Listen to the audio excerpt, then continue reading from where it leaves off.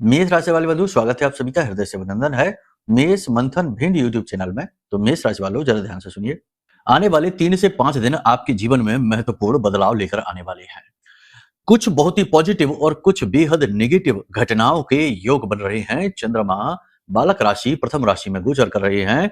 साथ ही साथ यहाँ पर सबसे बड़ी बात यह है कि राहु के साथ संगत में बैठे हुए हैं मंगल जो अंगारक बना रहे हैं। तो एक तो भावनात्मक असंतुलन महसूस होगा आपको, साथ ही साथ अंगारक मंगल आपके हाथों कुछ बड़ा अनिष्टकारी, बड़ा गलत करवा सकता है। कहने का मतलब यह है कि ये समय है जब आप जोश से अधिक और होश से कम काम लेने वाले हैं। ऐसी बात नहीं है कि आप अनाड़ीपन करेंगे और कुछ बहुत ही ऐसा बेवकूफी वाला कार्य कर बैठेंगे जिसकी कीमत चुकानी पड़ेगी। लेकिन एक बात आप समझिए कि जब कभी भी ग्रह हावी होता है तो वह आसपास के वातावरण को बदलता है, ऐसे लोगों को जीवन में लेकर आता है जिनके आचरणों का प्रभाव आपके ऊपर पड़ना शुरू हो जाता है। तो ऐसे में संभावना ये रहती है कि आप उसी प्रकार के निर्णय लेंगे जो ग्रह चाहता है। समझ रहे हैं आप हमारे? इसीलिए तो कहा गया कि विनाश काले विपरीत बुद्धि। यानी कि जब किसी का बुरा समय आना होता है या भगवान या यूं कहें कि ग्रह नक्षत्र विधि को किसी के हाथों कुछ भी गलत करवाना होता है तो वह उसी प्रकार का वातावरण बनाने लगता है, उसकी बुद्धि को फेर देता है। तो ऐसा ही कुछ हो जाएगा जिसकी वजह से आपको पता भी नहीं चलेगा और अनजाने में ही सही, लेकिन आप अपने लिए खुद ही गड्ढा खोद बैठेंगे। जी हाँ, लेकिन चिंता की कोई बात नहीं है। आप बस इस कार्यक्रम को अंत तक देखना। इस कार्यक्रम में हम आपको इस तरह से गाइड करेंगे जैसे कि किसी छोटे बालक को उसके गुरु, उसके शिक्षक समझाते हैं, गाइड करते हैं, हाथ पकड़कर सही मार्ग तक लेकर जाते हैं। महामाई की कृपा से ये कार्यक्रम आप तक पहुंचा है।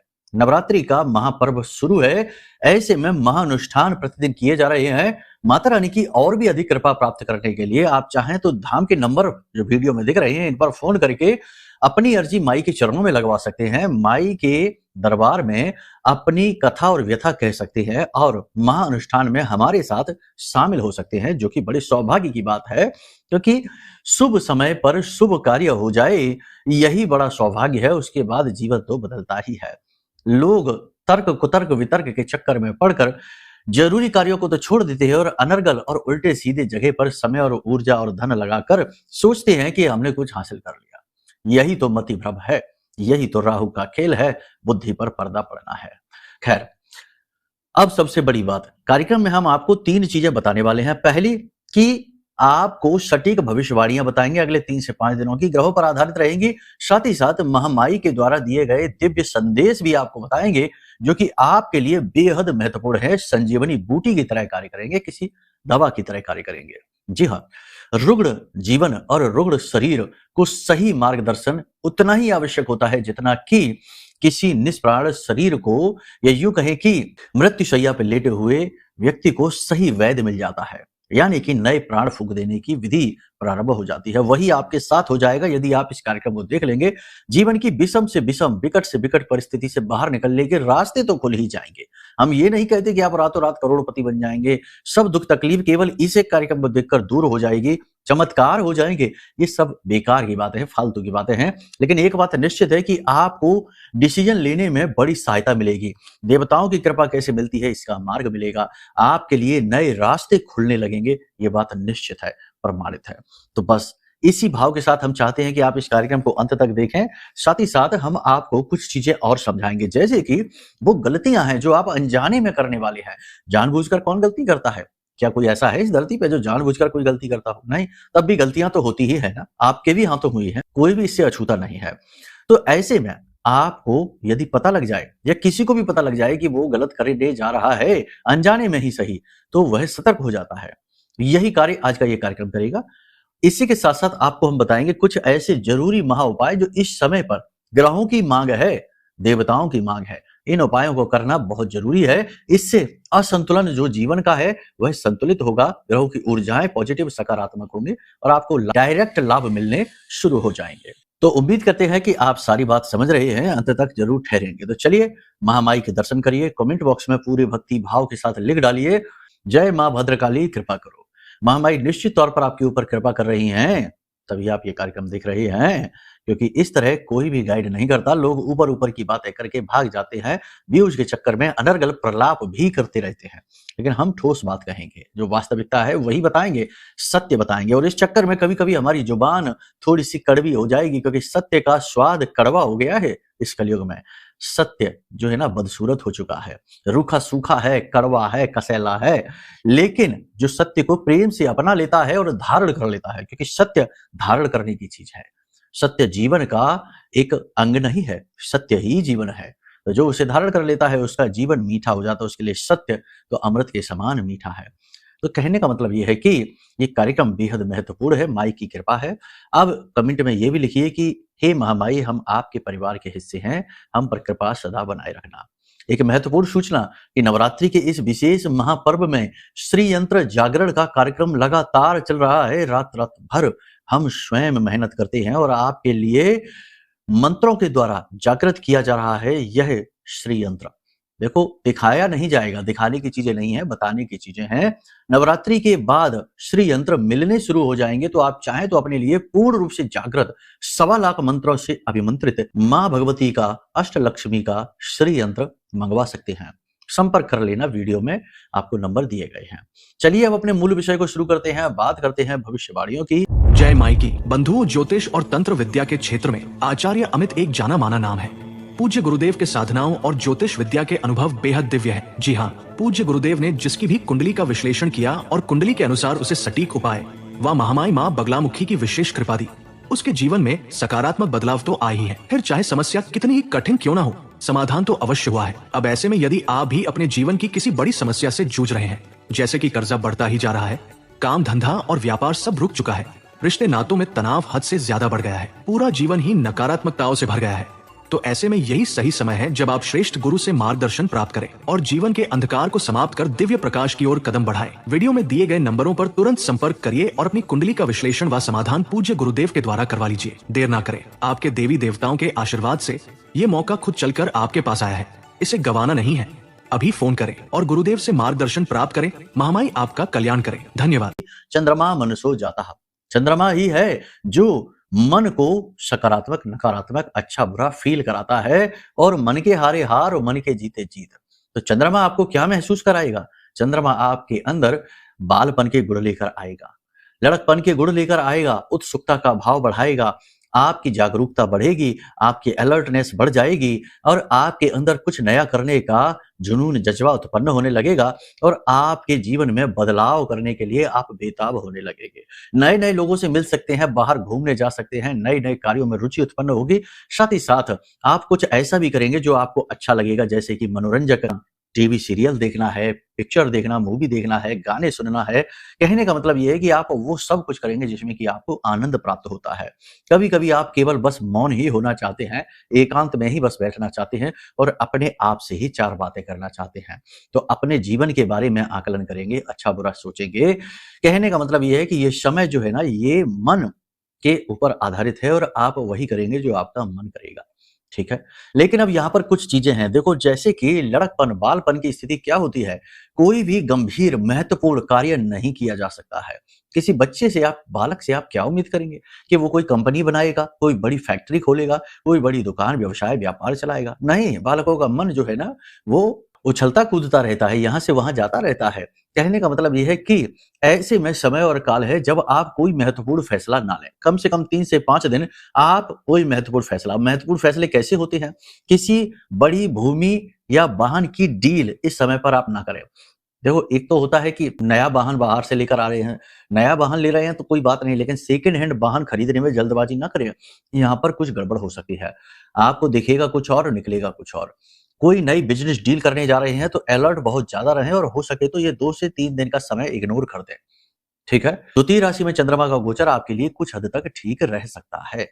इसी के साथ-साथ सबसे बड़ी बात ये है कि कोई गंभीर विषय नहीं उठा लेना है। लोगों से वो बातें नहीं करनी है जिन बातों से थोड़ा-सा तनाव बढ़ता है। पुराने जख्मों को नहीं खरीदना है। अपने जीवन के दुःख भरे लम्हों को याद नहीं करना है। एकांत में जाने का मतलब ये नहीं है कि दुखी हो जाना है। अपने जीवन की कथा और व्यथा को दुःखपूर्ण अंदाज में नहीं देखना है।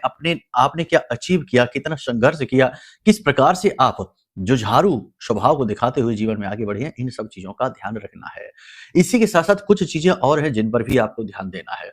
जैसे कि आप खुद ही कुछ ऐसा करेंगे जिसकी वजह से आप अपने कार्यों में रुकावट डाल देंगे। यानी आपके द्वारा की गई कोई गलती, यानी कि आप हड़बड़ी में कोई कार्य कर सकते हैं, जल्दबाजी में कोई कार्य कर सकते हैं, कुछ ऐसा कर सकते हैं जिससे कि आपके कार्यों में रुकावट आनी शुरू हो जाएगी।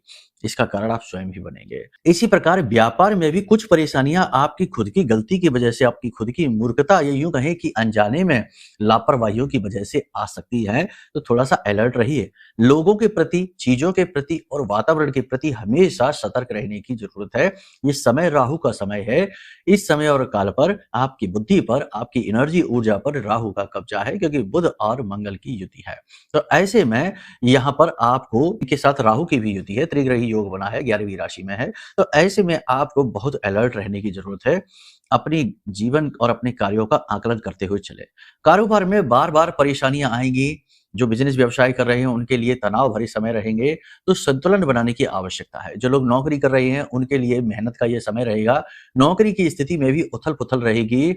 हो सकता है कि कुछ लोगों की नौकरी जाने वाली भी हो, क्योंकि स्थिति ही कुछ इस प्रकार की बन रही है। उच्च अधिकारी नाखुश दिखाई दे रहे हैं, मेहनत प्रयास सब असफल होती जा रही है और अच्छाई की कोई वैल्यू नहीं है, कोई इज्जत नहीं है कि आपकी मेहनत, ईमानदारी और अच्छाई किसी को दिखाई ही नहीं देगी। आप बहुत फ्रस्ट्रेटेड महसूस करेंगे, आप चिड़चिड़ाएँगे बहुत ज़्यादा, क्रोध भी आपको आ सकता है। तो कहने का मतलब ये है कि यहाँ पर आपको संतुलन बनाकर चलने की ज़रूरत है, शांतिपूर्वक चीज़ों को निपटाने की कोशिश करें। जोश में आकर या अति आत्मविश्वास में आकर कोई गलत डील आप कर सकते हैं, कोई गलत कार्य आप कर सकते हैं, अपना काम ही आप बिगाड़ सकते हैं, अपना स्वयं का मूल्यांकन आप गलत कर सकते हैं। कहने का मतलब ये है कि आपको लगेगा कि हाँ, हम ये काम बहुत अच्छे से कर लेंगे, हम तो आराम से कर लेंगे, हमें कोई दिक्कत नहीं। बाद में पता चला कि आप तो उस कार्य को करने में पूर्ण रूप से असफल हैं, आपकी क्षमताएँ, योग्यताओं से बाहर का कार्य है। बहुत सारे लोग ऐसे काम कर लेते हैं, फिर बाद में वो पछताते हैं। तो थोड़ा जोश से कम और होश से ज़्यादा काम लेना है। शुरुआत ही हमने कुछ इस प्रकार से की थी।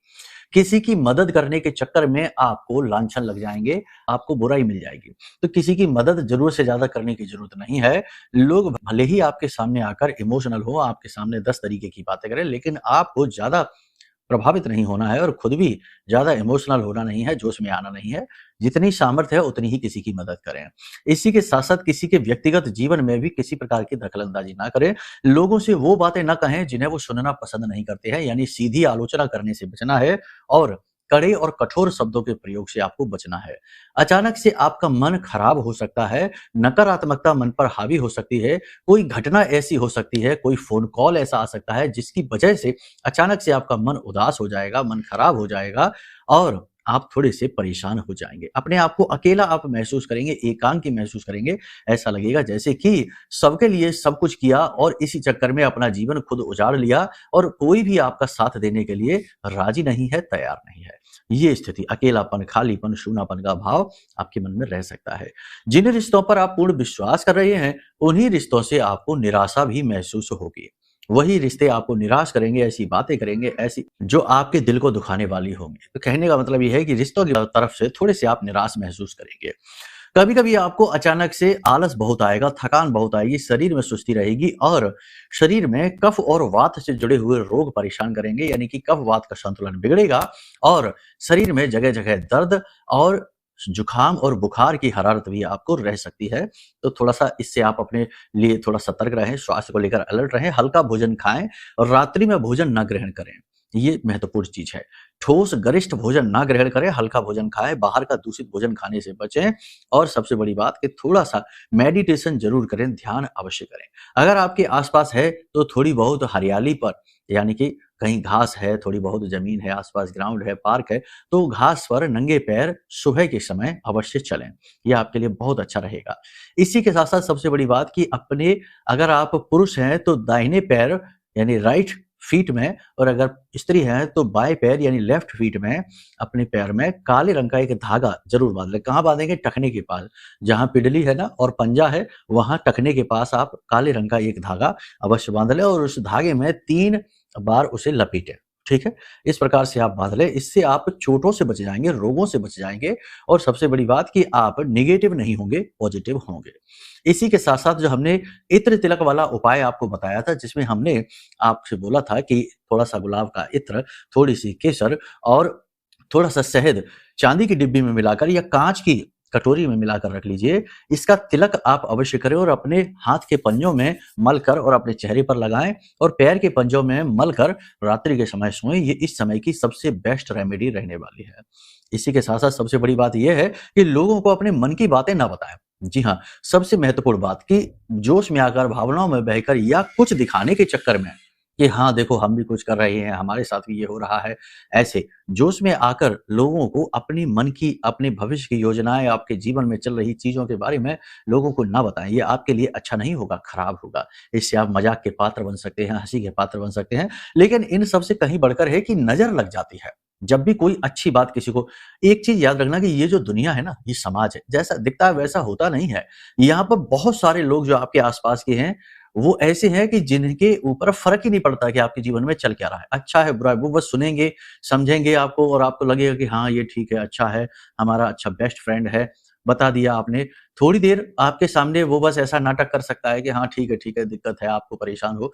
कुछ देर बाद आपके जाते ही एकदम मौज में हो जाएगा, ठीक है? और कुछ लोग ऐसे भी हैं आपके आस-पास जिन्हें आपकी तकलीफ में होने से बड़ा सुकून मिलता है, बहुत अच्छा लगता है। तो जब आप अपनी प्रॉब्लम बताएँगे तो बड़ा अच्छा लगेगा। तो ऐसे में आपका अपनी बातों को, अपने दिल की बातों को बाहर निकालना ही निरर्थक हो गया। जिसको फ़र्क नहीं पड़ता उससे बताना ही क्या, और जो आपकी तकलीफ़ को देखकर खुश हो रहा है, उससे तो और बताना ही क्या।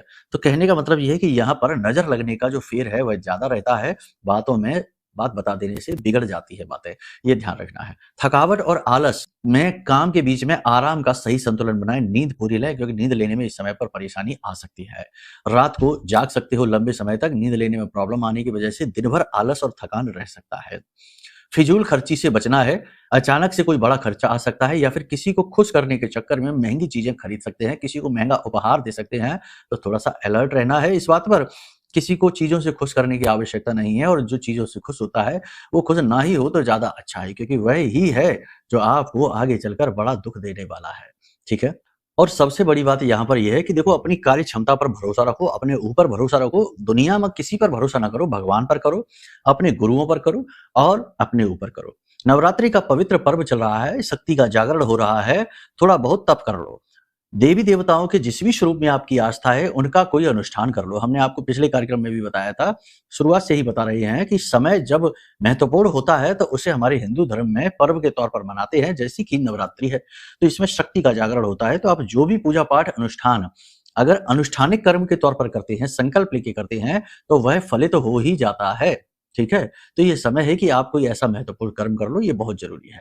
व्यापार में विस्तार करने के अवसर आपको मिलेंगे, लेकिन अलर्ट रहने की ज़रूरत है। फंड वगैरह मिल सकता है, पार्टनरशिप के ऑफर मिल सकते हैं, संभल कर रहना। बिज़नेस में यदि कोई पार्टनर है, तो उसके साथ थोड़ा अलर्ट रहना है, वह आपसे कुछ बातें छिपा सकता है, जो कि उसके फ़ायदे के लिए है, लेकिन आपके घाटे के लिए है। पारिवारिक बिज़नेस है, फैमिली बिज़नेस है, तो उसमें तनाव की स्थिति रहेगी, व्यवसाय अच्छा नहीं चलेगा, साथ ही साथ बँटवारे हिस्से की बातें होंगी और तनाव होगा, भाई-बहनों के साथ नेगेटिव स्थिति रह सकती है। कुछ बातें भाई-बहनों की तरफ से ऐसी आ सकती हैं, जो आपके दिल को दुखाएँगी। दाम्पत्य जीवन में भी निराशा लगेगी हाथ, क्योंकि आपका जीवन साथी आपको समय ही नहीं देगा और उसका उदासीन व्यवहार आपको थोड़ा-सा निराश करेगा। प्रेम तत्व की कमी आप महसूस करेंगे। गुप्त प्रेम संबंध उजागर होंगे और नए प्रेम संबंध थोड़े-से चालाकी भरे रहेंगे, मौके का लाभ उठाने की कोशिश वाले रहेंगे। प्रेम संबंधों के लिए ये स्थिति अच्छी नहीं है, थोड़ा तनाव हो सकता है, किसी बात को लेकर अनबन हो सकती है। कुछ लोग आपके पीठ के पीछे बातें कर सकते हैं जो आपको अच्छी नहीं लगेगी, तो थोड़ा इसके लिए आप संभल के रहिए। अपने आप को मजबूत रखिए, अपने मनोबल को ऊँचा रखिए, सकारात्मक रहिए, गुरुओं का आशीर्वाद लेते रहिए। साथ ही साथ अपने उच्च अधिकारी और उच्च वर्ग के लोगों के साथ बहस ना करिए, आर्गुमेंट ना करिए। अपने आप को सही साबित करने के लिए प्रयास ना करिए, समय आने पर आप अपने आप सही साबित हो जाएँगे। अगर आप धैर्य के साथ चलते हैं, मेहनत से काम करते हैं और साथ ही साथ पूजा-पाठ अनुष्ठान भी करते हैं, प्रतिदिन मंदिर जाते हैं, तो आपको चीज़ें सुलझती हुई सी महसूस होंगी, धीरे-धीरे समस्या सुलझती हुई चली जाएगी।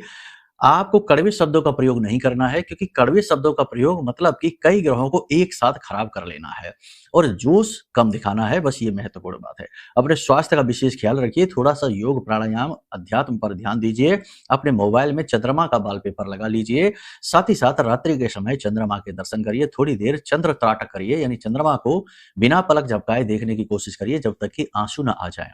इस प्रकार से आपको बड़े लाभ मिलेंगे। साथ ही साथ हम आपको बता दें कि शरीर पर किसी प्रकार की एलर्जी उखड़ सकती है, कोई पुराना रोग उखड़ सकता है, तो थोड़ा-सा यहाँ पर आपको सेहत का ध्यान ज़्यादा देने की ज़रूरत है। अब सबसे बड़ी बात यहाँ पर हम आपको बता दें कि जो गलती आप करने वाले हैं, पहली गलती के जोश में आकर कोई ऐसी डील, कोई ऐसा काम करने वाले हैं, या तो नौकरी बदलने का फैसला या फिर व्यापार को एकदम से बढ़ाने का फैसला या किसी गलत व्यक्ति के साथ पार्टनरशिप। तो इसमें आप अलर्ट रहिए, जोश की नहीं होश की आवश्यकता। दूसरा कि कोई भी सीरियस गंभीर काम अगले 3 दिनों में आप करने वाले हैं, ना करिए। इन 3 दिनों को टाल दीजिए, उसके बाद करिए, वरना परिणाम अच्छे नहीं होंगे। ठीक है? चौथा यहाँ पर कि अपने ऊपर नियंत्रण रखिए, भावनाओं पर नियंत्रण रखिए। ज़्यादा जोश में आकर मन की बातें बाहर निकालना आपके लिए खतरनाक है। कार्यों में रुकावट आ जाएगी और आपको टेंशन बढ़ेगी। बस इन चीज़ों का आप ध्यान रखिए। उपाय हमने कार्यक्रम के बीच में आपको बता ही दिए हैं, इन्हें आप करिए। सर्वोपरि उपाय यह है कि आप संकल्प लेकर किसी भी दिव्य शक्ति की साधना कर लीजिए। अगर आप नहीं कर पा रहे हैं तो कोई बात नहीं, हम महानुष्ठान कर रहे हैं, इसमें आप भाग ले लीजिए। माई के चरणों में अपनी अर्जी लगा लीजिए। एक ही बात रहेगी, है ना? या तो किसी गुरु के साथ मिलकर साधना में शामिल हो जाइए। हम आपको छोटी-सी एक क्रिया बताएँगे, उसे आप प्रतिदिन करते रहना। आप हमारे साथ शामिल हो गए, या फिर स्वयं इतना बल लेकर आइए कि अपनी साधना को, कठोर साधना को शुरू करिए। दोनों ही तरीके से दिव्य शक्ति जीवन में आती है, सहयोग मिलता है। याद रखना, जो बातें हम यहाँ पर आपको बता रहे हैं, वे सारी बातें आपकी ग्रह गोचरों पर आधारित हैं, लेकिन कुंडली का हिसाब-किताब कुछ और ही हो सकता है। तो कुंडली दिखाने से आपको उन सवालों के जवाब मिलेंगे जो आपको अब तक मिले नहीं है, कि भाई ऐसा क्यों है? ऐसी तकलीफ क्यों है? हमने तो कुछ गलत किया नहीं, तब भी हमारे साथ गलत क्यों है? ऐसे सवालों के जवाब, बड़ी से बड़ी समस्या का समाधान कुंडली में छिपा है। तो कुंडली आकलन करा लीजिए। साथ ही साथ आज का ये जो नेगेटिव वातावरण है, जैसा कि हमने कहा था कि बहुत सारे लोग ऐसे हैं जिन्हें आपके दुख में बड़ा सुख मिलता है, तो ऐसे लोग कुछ भी करा देते हैं, तंत्र मंत्र, नकारात्मकता, बंधन आदि। तो इन सब समस्याओं से, नकारात्मकता से मुक्ति प्राप्त करने का सबसे सरल मार्ग है यह महामाई का महारक्षा कवच। ब्रह्मास्त्र विद्या माँ बगलामुखी का यह कवच जिसने भी धारण किया है, उस व्यक्ति के जीवन में परिवर्तन तो 100% आए ही हैं। जी हाँ, याद रखना, ये कवच कोई साधारण कवच नहीं है, यह ब्रह्मास्त्र विद्या का महारक्षा कवच है। अब आप समझिए कि जिनकी पूजा स्वयं ब्रह्मा विष्णु महेश करते हो, उन देवी का कवच जब आप धारण करेंगे, और हमने अपने वर्षों की साधना का बल लगाकर जैसे जागृत किया है, उस कवच को आपके घर में पहुंचते ही आपके रोंगटे खड़े होने लगेंगे। आपको महसूस करा देगा, अपनी उपस्थिति दर्ज कराएगी ये माई की कृपा। और ये कवच तो मात्र एक माध्यम है, सामान है। कवच के माध्यम से एक पुल बनेगा जिससे कि माई की कृपा सीधी यहाँ से धाम से आप तक पहुंचेगी। ठीक है? तो कहने का मतलब ये है कि आप ये महारक्षा कवच मंगा लीजिए, उपाय कर लीजिए, कुंडली आकलन करा लीजिए, और तमाम तरीके की क्रियाएं हैं जो चलती रहती हैं, यहाँ पर हम करते रहते हैं जन कल्याण के लिए, सेवा भाव के लिए। छोटी-छोटी दक्षिणाओं से आपके लिए बड़े-बड़े काम बन जाते हैं। फिर लोग खुश होकर खुद ही अपने मन से जितना उनका सामर्थ्य उतनी मदद देते हैं। मंदिर निर्माण के लिए, धाम निर्माण के लिए, तरह-तरह की चीजें बनती रहती हैं उनके लिए। तो कहने का मतलब ये है कि यहाँ धन उपार्जन करना उद्देश्य नहीं है। उद्देश्य ये है कि माई की कृपा का विस्तार किया जाए, दुखियों तक माई को पहुंचाया जाए और फिर उनके जीवन में खुशियां लाई जाए। उम्मीद है आप हमारी भावनाओं को समझ रहे हैं। अब भी यदि आपको कुतर्क मन में आते हैं, अब भी आपको ऐसा लगता है कि अरे ये तो सब बेकार है, ये है, वो है, तो कृपा करके हमारे कार्यक्रम देखना बंद कर दो, क्योंकि फिर आपको हमारी नहीं, आपको 2 मिनट वाली रील की आवश्यकता है, जिसे देखकर आपका मन प्रसन्न हो जाएगा। ठीक है? तो चलिए इसी कड़वे विचार के साथ में आज के कार्यक्रम को विराम देते हैं। प्रेम से बोलिए जय माई की। हमारे प्रिय और परम पूज्य आचार्य जी ने अपनी साधनाओं के अनुभवों पर आधारित शक्तिशाली उपाय और क्रियाओं के माध्यम से हजारों लोगों के जीवन को पूरी तरह से बदला है। आचार्य जी के द्वारा बताया गया हर एक उपाय इतना सटीक और कारगर होता है कि जो भी इसे पूरे भाव के साथ कर लेता है, उसे साक्षात महामाई की कृपा और आशीर्वाद प्राप्त हो जाती है। इसलिए निसंकोच इन उपायों को पूरे भाव के साथ करिए, आपका कल्याण होगा। जय माई की।